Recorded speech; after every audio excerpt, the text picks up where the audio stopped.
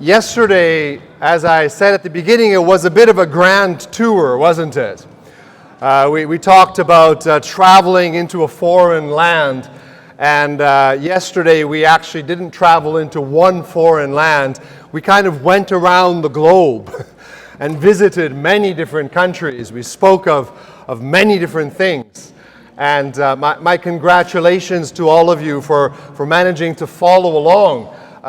For some things that may have been new to some of you, perhaps a little bit complex for some others, but I trust that the overall feeling that you came away with yesterday was what I was trying to communicate in terms of boldness and vision.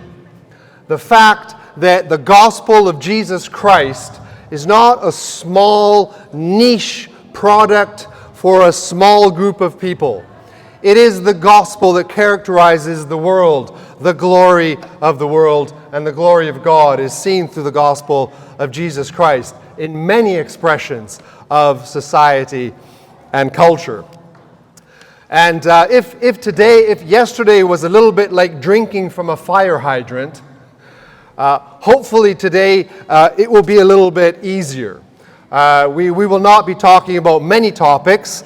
We will be talking in particular about one topic. And if you remember yesterday in the outline of the 8 different expressions that we saw, the last one had to do with character and virtue. And that is what we'll be talking about this morning in the 2 sessions. So I will first have an initial presentation.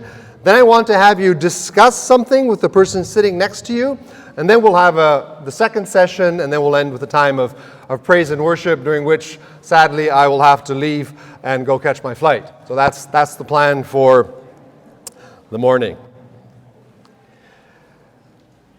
We have a great story to tell.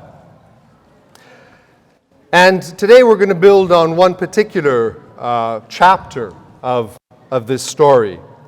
But before, let me remind you again of our suitcase metaphor that we used yesterday. It is actually one of the best stories, I think, that we have in our suitcase, the one that we're going to look at today.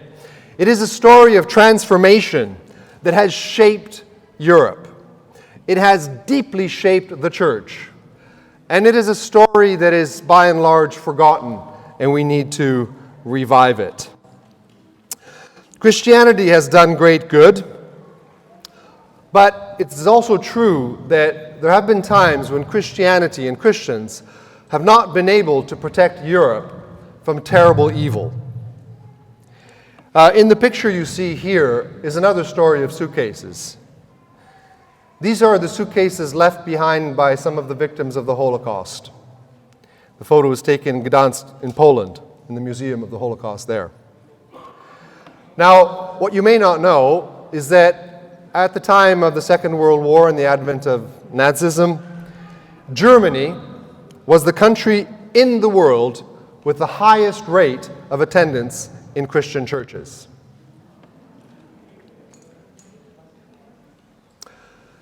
Every German soldier in the Wehrmacht had a belt buckle, and on the belt buckle of their weaponry were the 3 words written, Gott mit uns, excuse my German, which simply means God with us.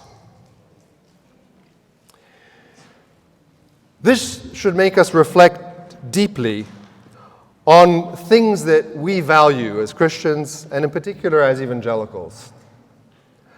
I think there's 2 things that are really important for us, if we're honest. One is sound doctrine. Yeah, we think that's really important.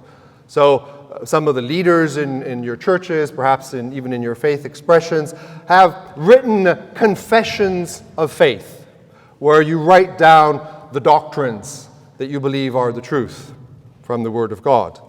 The second thing that we think is really important is church attendance.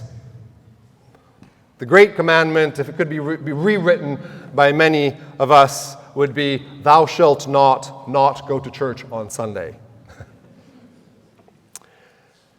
But in the time of German Nazism, these 2 things were present in the Christian church.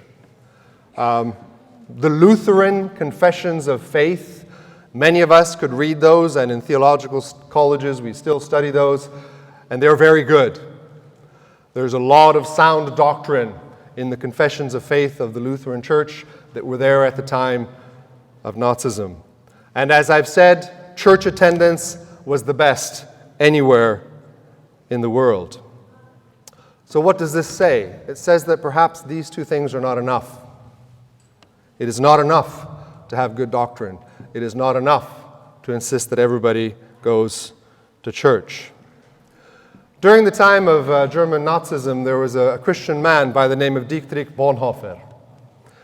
And he was a theologian, but he was also a man of God who felt it was very difficult for him to not resist evil in his time. And for him to not resist evil was just as bad as doing evil himself.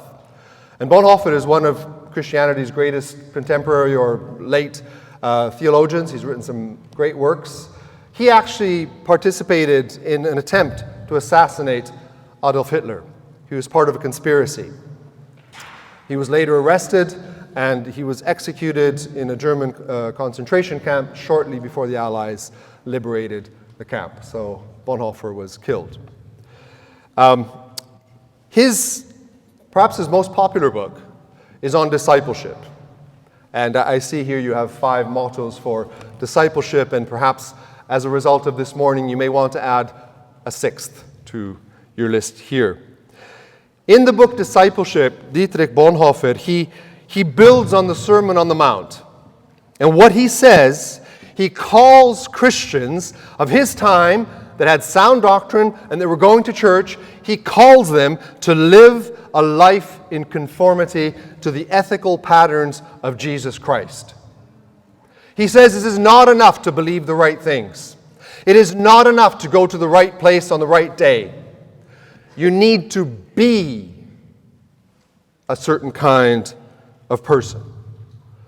Being a Christian is about being truthful. It is about being loving. It is about being humble. It is about resisting pride. It is about resisting greed. In short, the Christian message, claims Bonhoeffer, is about becoming men and women of virtuous character. So in this second part of the conference, we're going to look at character and virtue as a massive part of the European heritage that has been lost and is now timidly reviving in some way in healthy societies. But in particular, we're going to look as Christians, what is the contribution we can make to the kingdom and to the world around us in terms of character and virtue. Yesterday we concluded talking about the European moral heritage, and we just mentioned this document. This is a copy of the Charter of Human Rights in the European constitutional workings. And I've highlighted in yellow, maybe it's a little small and you can't see it, but it actually talks about the common values and the moral heritage of Europe. And in particular, I'd like to talk about the moral heritage. Europe has a double moral heritage, and again, I mentioned this yesterday, and we're going to look at it a little closer today. The double moral heritage of Europe is coming from 2 sources. The first is the classical world, and the second is the Christian world. And we're going to look at these 2 in turn now and try to understand what this actually means and what it can mean for us. So let's start out with what is perhaps a little less familiar, and then we'll move into what is more familiar as we look at the Christian heritage. So what do we mean when we speak of the classical heritage? Here in particular, we're looking to the classical world of ancient Greece and of ancient Rome. So we're looking to the thinkers that have shaped Europe, like Plato, Aristotle, Cicero, Seneca, some of these great thinkers of antiquity that have actually shaped so much of what Europe is today. And I'd just like to give you 3 key words. As you can appreciate, this is a very vast and complicated topic, and those of you who have purchased my book will be able to read 400 pages of complexity, hopefully kept simple for you to understand. But I'd like this morning just to summarize what the classical world said about character and virtue with 3 words. That's a bit ambitious, but so is it. The first word is the word purpose. And the question that Aristotle posed was, what is the purpose of human life? Why do we exist? Which is a very contemporary question, by the way. What is the good for man? Once we solve this question, we can find the meaning to all human action. And what Aristotle said is that the purpose of human nature is to be agents of virtue. That is what we exist for. Let me give you an analogy. What is the purpose of the chairs that you are sitting on? Now, you can use those chairs for many things. You can use them to exercise on if you want to do push-ups on a chair. You can use them to throw at somebody if you're angry. You can use them to eat your picnic lunch on if you want. But the real purpose of the chair is to do what you're doing right now. Sitting on it. Hopefully not sleeping. So Aristotle says, what is the purpose of human life? And there are many purposes. We can do many things with human life. But he says the core purpose is to be men and women of goodness and virtue. And the second key word that is linked to that is the word happiness. Now, this is a word, again, we're talking 2,000-3,000 years ago. But this is so contemporary. Our society is so seeking for happiness. We want to be happy. Everybody wants to be happy. Shalala. And what Aristotle says is that happiness, or a deeper term for happiness, is flourishing. What makes us become flowers in full bloom, that are happy, that are fulfilled as human beings? And again, Aristotle says it is fulfilling the purpose of your life. How is the chair happy? When you sit on it. How is a human being happy and how do we flourish? When we are virtuous. Just as the acorn grows to be an oak tree, so a human being is meant to flourish and to grow to be a person of character and virtue. So that leads us to the third word, which is actually the word virtue. The virtues lead to human flourishing that contribute to meeting our purpose. Human happiness, writes Aristotle, is the activity of the soul in accordance to virtue. That's beautiful. Let me say it again. Human happiness is the activity of the soul in accordance to virtue. Now, I realize that one of the problems that we carry with us, since this is part of the lost letters in the lost suitcase, is that when I say the word virtue, maybe many of you are scanning your mind and your memory to think, well, what exactly does he mean? What's virtue? That is part of the issue. We're not quite sure what virtue is anymore. I've devised this little virtue wheel, and let me just zoom in on it a little bit. Just to give you an example of what some of the virtues are, and I think I can is that, yeah, that's a little bigger. It's probably still small. But, so for example, this wheel, it gives different kinds of virtues, like, for example, the cardinal virtues, which are justice, prudence, courage, self-control. We have civic virtues, such as respect, being patient. We have the so-called theological virtues, which are faith, hope, love, the greatest, and so on. And on this wheel I've identified, and this is by no means a complete list, but 20, maybe 30 different virtues with different names. And each one of these corresponds to character. So, for example, the virtue of moderation. Oftentimes when we, for example, in the UK, and those of you who come from the UK will know that among the young generation, there's a serious drinking problem. It's very difficult to be a young person in the UK and have any kind of social life that does not rotate around alcohol, and usually alcohol abuse. Now, the real issue is not alcohol. The real issue is moderation.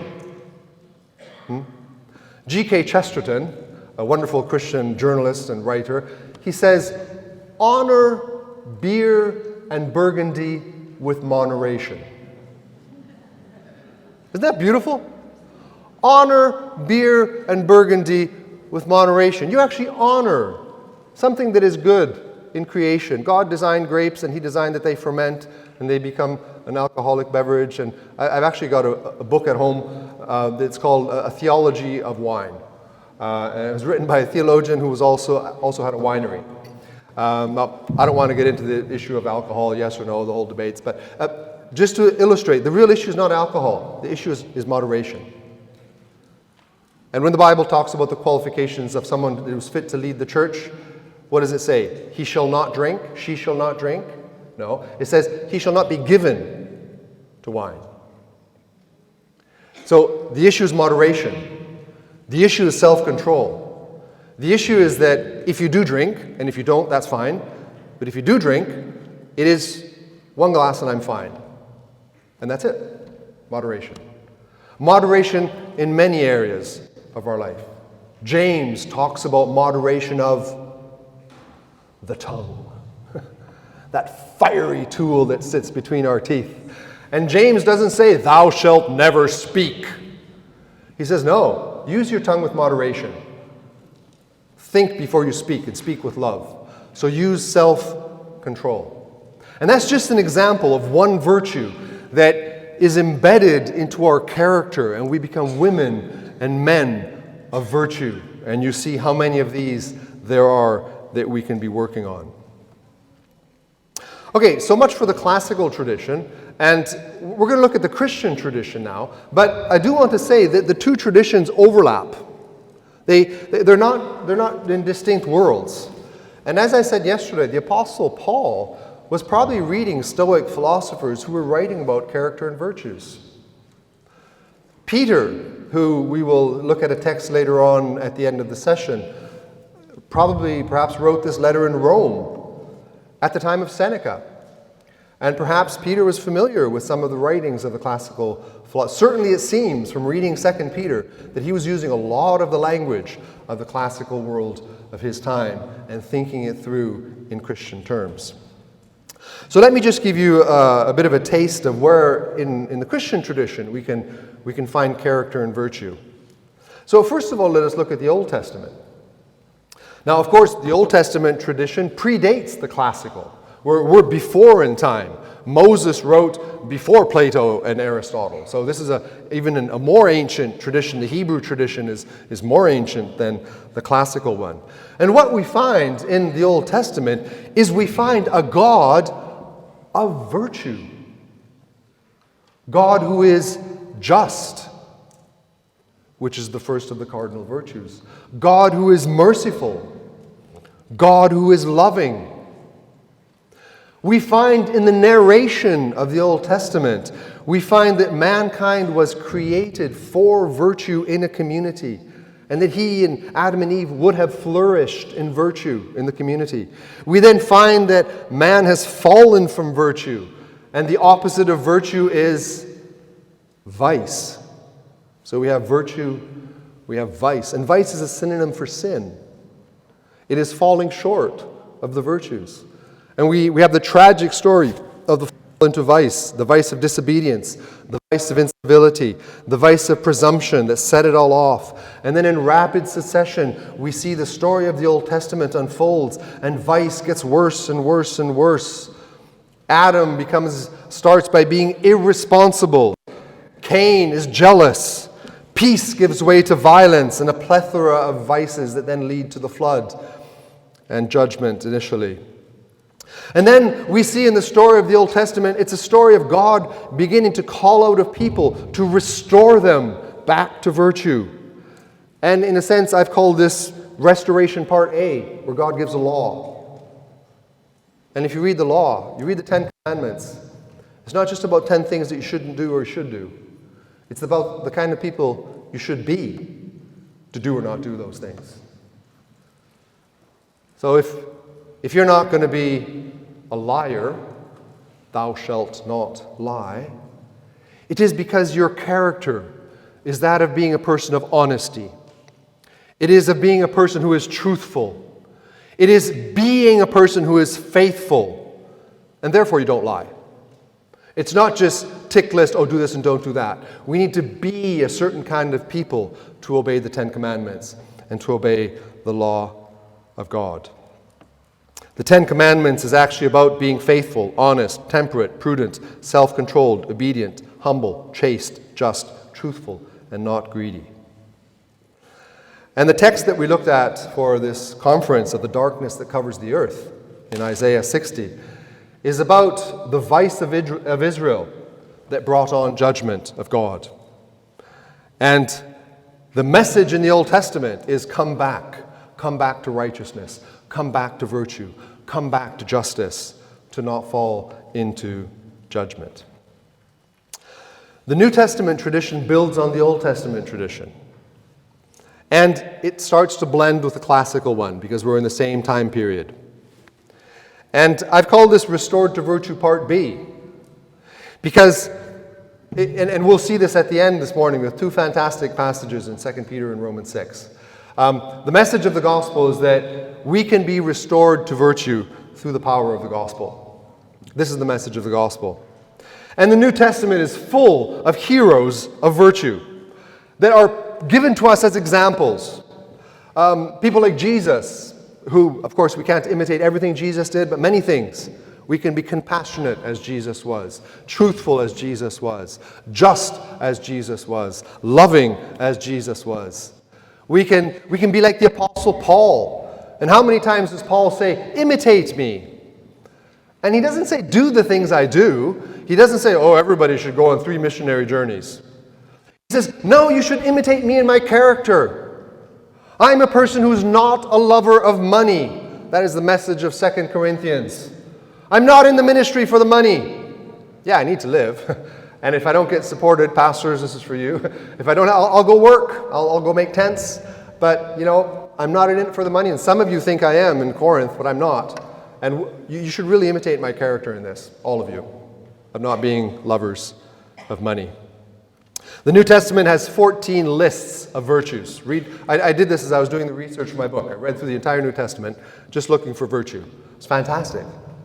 I found 14 lists of virtues. I found 8 lists of vices. With almost no exception, all of the epistle have major themes that deal with virtuous living and the normal Christian life, which is a life of virtue. And there are also many terms that the New Testament uses that are exactly the same as the terms that the classical philosophers were using to talk about virtue. For example, I'll just give you one, I'll give you two. One is arete, which is a Greek word which means virtue. Hold on to that because we'll see it at the end of the session. The second word is dikaiosune, which is a Greek word which in our Bibles in Romans is translated righteousness. Yeah, we are slaves of righteousness. Christ wants us to be righteous. And the word righteousness is actually a Greek word that Aristotle and Plato used to speak about virtue. So there's a lot of language that is being used as well. As we move forward, the Christian tradition, the history of the church, we actually find, up until about the 16th century, is saturated with virtue and with character. And I can just list, and you'll need to read my book or borrow it from somebody to get the full story here, but the desert fathers and mothers, the church fathers like Clement, Origen, Cassian, Ambrose, Gregory of Nazianzus, Chrysostom, and Augustine all spoke of the virtues. The entire monastic movement, from the Franciscan to the Benedictine, were characterized by the search of virtue. Scholastics like Abelard and later Aquinas, Thomas Aquinas, perhaps one of the greatest theologians in the Middle Ages and, after the Middle Ages, it can be safely said that for Aquinas, one of the main topics in one of his main books, which is the Summa Theologica, is virtue. Virtue is a recurring theme in the Reformation as well. Thomas à Kempis, Dante, Melanchthon, who was the main educator in the Reformation, and Spener as well, the leader of the Pietist movement. So, what you can see is that we are here standing on the shoulders of giants. Both the classical and the Christian tradition are built and they're saturated with this tradition of character and virtue. Let me just summarize it with a bit of a timeline. This may be helpful just to kind of organize your thinking about what has actually happened in this story. So the story, as we've seen it begins with the classical tradition. The grand conceptual frameworks is developed, is made popular. And then the Christian tradition builds on that. The Christian tradition actually owns the classical tradition and makes it its own and develops it further theologically, puts Christ into the equation. Says, what does this look like now? Then we look at European history. And European history is saturated with the frameworks of virtue and vice. It was a prevailing theme in all the different epochs of humanists. The humanists like Petrarch, Erasmus, Comenius, Rousseau, and recently some of the others like Newman, Adler, and Bloom. These are all humanists. They were all speaking of character and virtue. Initially, it was a central idea in the founding of the University of Berlin. And we find many great European philosophers, including Hume, Locke, Marx, Mill, Durkheim, who all spoke about virtue. And as we saw yesterday, virtue is also in the constitutions of European countries. When you go home, just go and look up, Google the constitution of the country you happen to live in, and look for the virtues. I guarantee they're there. Maybe in a different language, but they're there. They're still with us. Having said that, however, the 16th century was a rather sad time for the story of virtue and character, because it began to no longer be fashionable in European society to speak of character and virtue. Many reasons for this. Some are complex, some are a little simpler. But for example, scholasticism, it shifted the attention from wisdom and knowing how to live to knowledge and knowing what is true. That is still very much with us as Christians today, I believe. So the shift, let me say it again, from wisdom, which was character and virtue, knowing what to be, to knowledge, which is knowing what truth I need to have in my head. Many theological colleges today that train the pastors, they focus on knowledge. What you need to know in your head. How you do correct exegesis, how you study systematic theology, And then in our churches, what we have confessions of faith, where we try to work out, what do we believe about the Trinity? What do we believe about Jesus? What do we believe about the end of the world? What do we believe about the Bible? And we try to work out these constitutions, these confessions of faith that have to do with knowledge. What is true? And we are very, very keen with knowledge. But have you ever seen a church? I've seen many churches with a confession of faith. Have you ever seen a church with a charter of character? You know? So we've got this over here. Well, to belong to our church, you need to believe in the Trinity. Yeah. Or you need to believe that Jesus is God. That's true. If you don't believe that Jesus is God, which is true, then you really can't belong to our church, because we are people who believe that Jesus is God. Okay. Have you ever seen a charter of character? We say, to belong to our church, you need to be a person who is gentle. Because we believe as disciples of Jesus, gentleness is key. Or we believe that as disciples of Jesus, we need to be just, or patient, or loving, or moderate. I've never seen a charter of character for a church. Because we've carried with us this heritage that knowledge is important. And wisdom is kind of like an optional that we kind of slide in there. And there's many other reasons, and I won't delve into these. Romantic movement that emphasized the importance of inner feeling rather than outward behavior. The second is the existential movement that pointed to individual freedom as the way to human fulfillment. So you can do anything you like. No one can tell you what to do. He can't tell you to be virtuous. You just do whatever you'd like to do. Then, of course, the emotivist movement was one that said morality is really about what you like and what you don't like. You know, it's a Facebook thumbs up or a Facebook thumbs down. Morality is in you. So it is not fashionable today to tell young people, you know, you're a real coward. And you need to develop the virtue of courage to be a woman that is a fulfilled and flourishing woman. That doesn't work today. People react against that. They say, well, who are you to tell me what I'm supposed to be? You know, I want to choose what I want to be and just let me be on my own. And usually that's a downward spiral. It just becomes easier and easier and you don't work on your own character.